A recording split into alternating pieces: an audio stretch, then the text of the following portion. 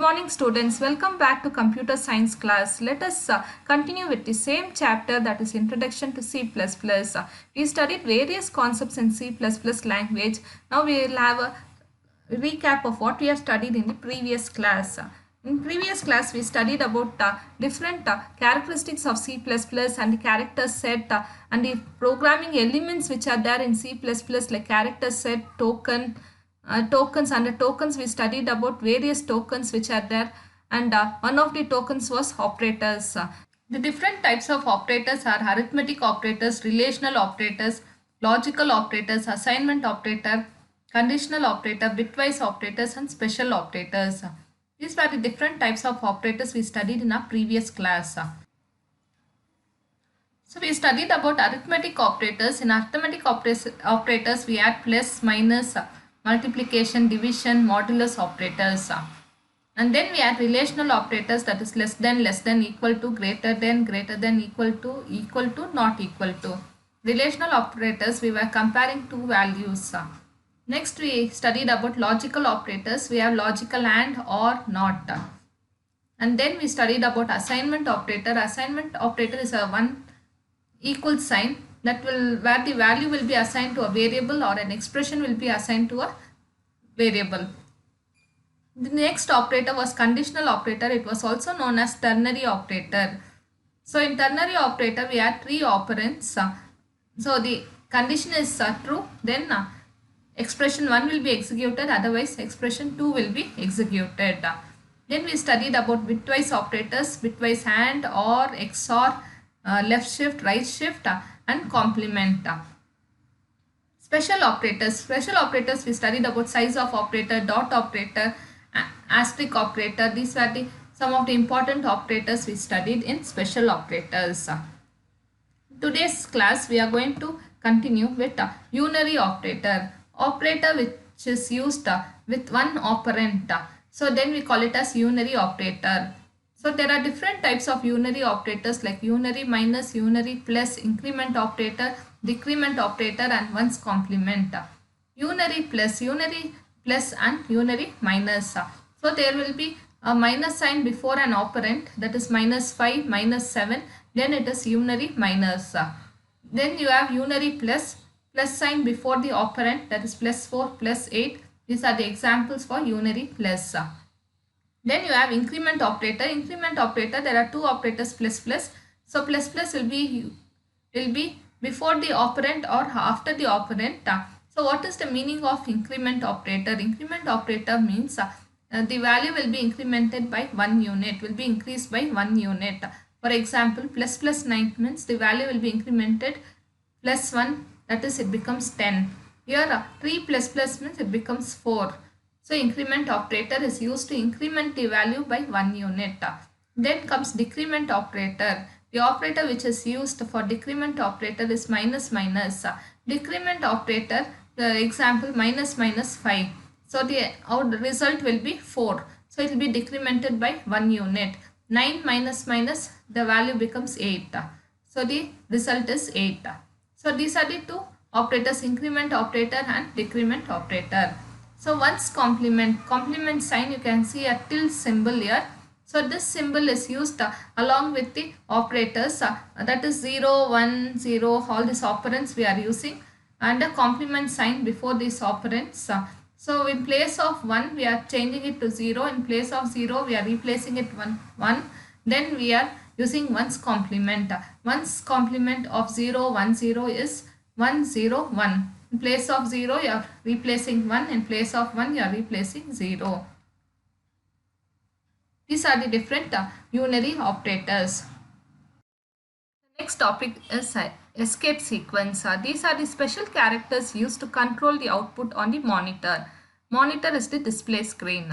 So these are special characters to control the output. When the output is displayed on the screen, so you have special characters like escape sequence, these characters, in order to control the output on the monitor.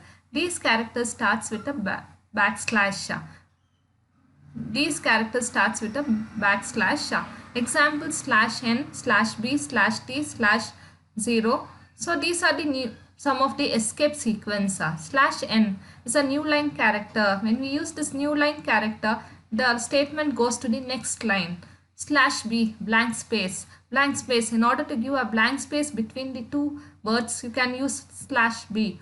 Then we have slash t, that is horizontal tab. Horizontal tab, it is used to give space between the two words or two letters or two numbers. We can use slash t. Then we have slash 0, that is null character, that is used along with the string. The last character of the string is called as null character. So these are the different characters, special characters which are used in C++ language. Mostly we'll be using slash n and slash t when we are writing the programs. So in order to go to the next line, we are using new line character, and in order to give space between the characters or between the numbers, we are using slash t. The next topic is precedence of operators or hierarchy of operators. Operator precedence determines the grouping of items in an expression, and it decides how an expression has to be evaluated.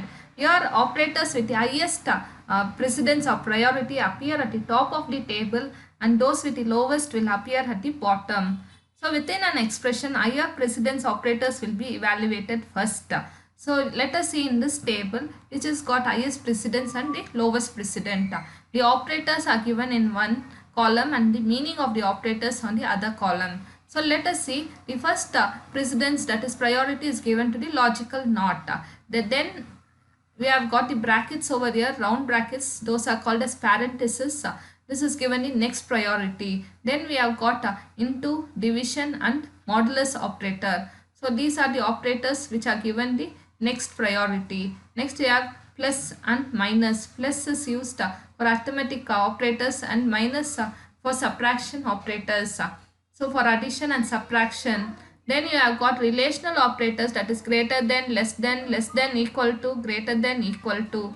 Then we have relational operator, that is equal and not equal, and then logical and, then logical or, then assignment operator. So this is the priority table or precedence of operators table, that is given the highest priority and the lowest priority.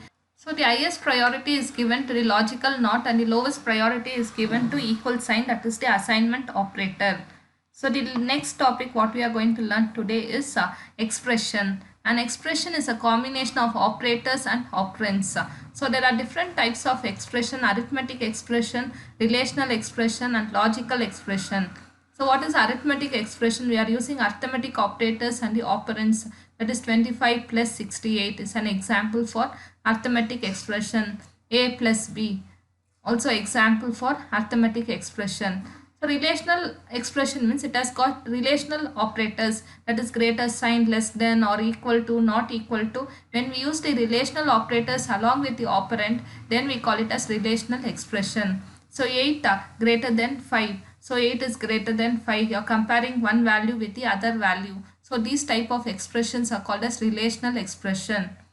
The next expression is logical expression. In logical expression, two expressions are compared here. One expression is 20 greater than 10 and 23 less than 25. So both the expression are compared using a logical AND symbol operator. So same way you have got logical OR, logical NOT. So these are the different operators which are there in logical, that is we are comparing one expression with the other expression. So using a logical operators, then it becomes a logical expression. So you are converting the mathematical expression into C++ expression. In mathematical we write it as tree ABC, but in C++ we have to write as tree into A into B into C. So you have to use asterisk for multiplication sign, asterisk. So you have one more example, 2 into, that is A plus B plus C. So in place of into, we are writing this asterisk symbol. So this is how we can convert a mathematical symbol into mathematical expression into a C++ expression. General structure of C++ program. We are using this structure to write the C++ program. All the C++ programs will be using this structure in order to write the program. So you should know the structure of the C++ program to write any C++ program. So here this question will be very important for 5 marks. So you should know how to write a C++ program, the structure. So a C++ program includes the following, that is comments, preprocessor directives, and it's also known as linker section. Then definition section, global, declaration, main function, a pair of flower brackets, declaration and executable statement, and user defined subfunction. So this is the order of the statements how you have to write in the C++ program. Okay, let us see how these statements look and how it works. So let us go to the comment statement. The comment statement, the first statement is the comment statement or the comment line. It is a non-executable statement. It is enclosed in slash and asterisk symbol. So example, you can see slash asterisk program to add two numbers. Again, you have to end with asterisk and slash. So this type of statements are called as comment statements, and these are non-executable statements. They are not executed. Then we have preprocessor directive or linker section. Preprocessor directive starts with the hash symbol and it includes header files. So here we have example hash include iostream.h. This is an example for preprocessor directive. So next we have definition section. In this section it is used to define the constant value to a variable. Here we are declaring a variable that is 3.14. We are defining this value to pi. So wherever we are using pi, so it will be replaced by 3.14. So you are defining the value to a variable. So for that we are using definition section. It is not compulsory, only when it is needed it is used, this statement.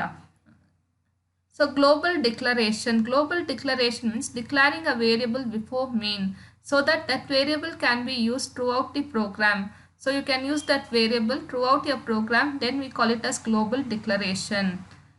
The next statement is main. Main is a function. So main is compulsory, you have to write in all the programs main function. Execution of C++ program will start with main function. So always with the main function only the execution of the C++ program starts. Then you have a pair of flower brackets. So you have to open a flower bracket and close the flower bracket. This indicates the beginning and end of the C++ program. And then you have declaration and executable statement. Declaration statement is used to declare the variables and executable statement to solve the given problem. So these are the statements which are inside these brackets. You have opening and closing bracket. You have declaration and executable statements. Then you have user defined subfunction. These are subprograms. The main program, once it is written, you can write the subprograms.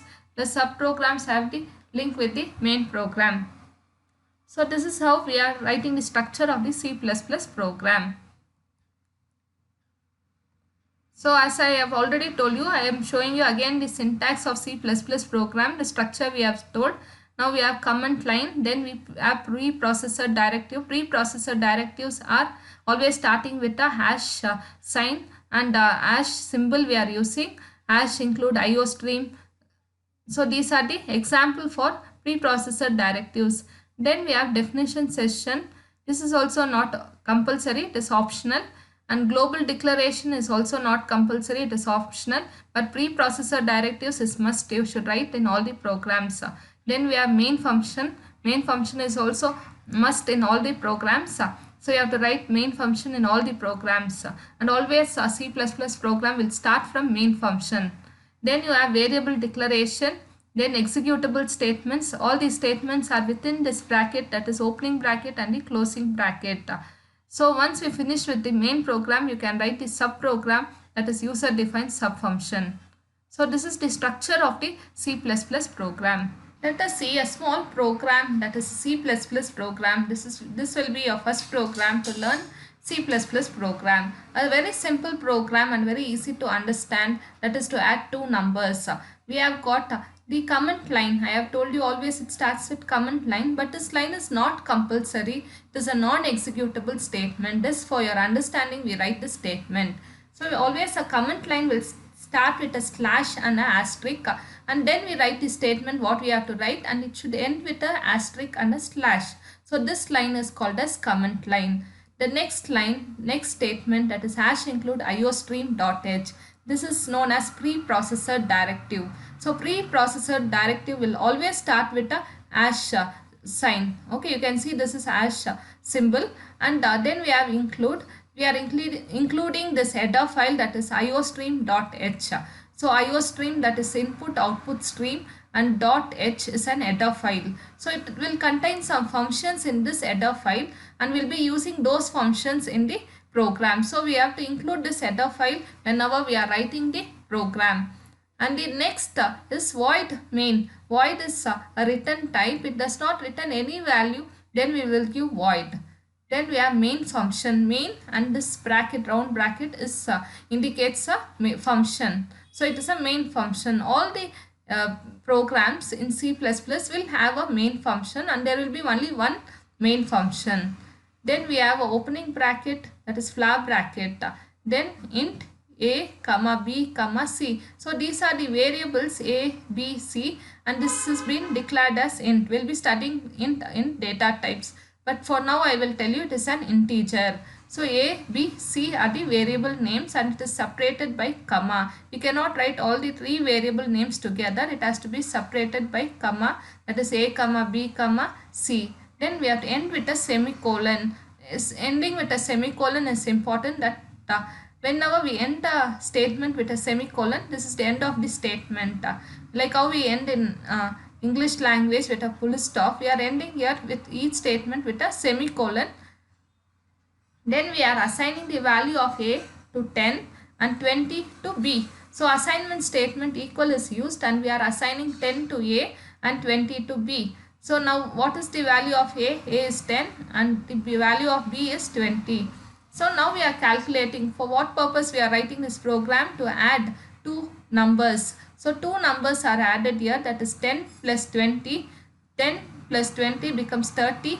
That result will be stored in C. Okay, that value will be stored in C. Now Cout. Cout will be studying in later chapters. Cout, in order to display the output, we are using Cout. That is sum is equal to C. Sum value. What is the sum value here? 30. That will be displayed as C. Okay, sum is equal to 30. Then we have to close the bracket. We have opened the bracket. Now we have to close the bracket. So this is how we write the programs in C++. This is a very small program in order to make you understand, okay, how the program looks. Let us have a recap of what we have studied today. We studied about unary operator. Unary operator, it is used with single operand. Different types of unary operator are unary plus, unary minus, increment operator, decrement operator, and then we studied about the complement operator. So these were the different unary operators. Then we studied about escape sequence. Escape sequence are special characters which are used in our programs in order to control the output on the monitor. So different sequence, that is escape sequence, are /n, /b, /t. So few examples I had given. Then we studied about precedence of operators or hierarchy of operators. In hierarchy of operators, I showed you one table and I told you which has got the highest priority and which has got the lowest priority. So the highest priority is logical NOT and the lowest priority is assignment operator. Then we studied about expression. Expressions are those which have both operators and operands. Then it is a combination of operands and operators. Then it is an expression. So we have different expressions like arithmetic expression, logical expression, relational expressions, and I gave you examples for these expressions also. Then we studied about the general structure of C++ program. In C++ program we have different statements. So the structure of the C++ program. So how to write a C++ program. So you have to follow this structure in order to write the C++ program. The first line is the comment line, and then we have got the preprocessor directive, then we have definition section, and then we have global declaration, then main function has to be written. Then we have flower brackets, that is opening bracket and closing bracket. Inside those brackets you have to write the declaration statement and the executable statement. So this is how the structure of C++ program looks. So we have to follow that structure whenever we write the C++ program, and few statements it is mandatory to write and few statements it's optional. So I have told you which is mandatory and which is optional. And one small example I had given, that is to add two numbers. So A and B was given and the value of A was 10 and B was 5. So you are adding those two numbers and finally we find out the C value. So this way you can write a C++ program to add two numbers. So these are the topics which were covered today.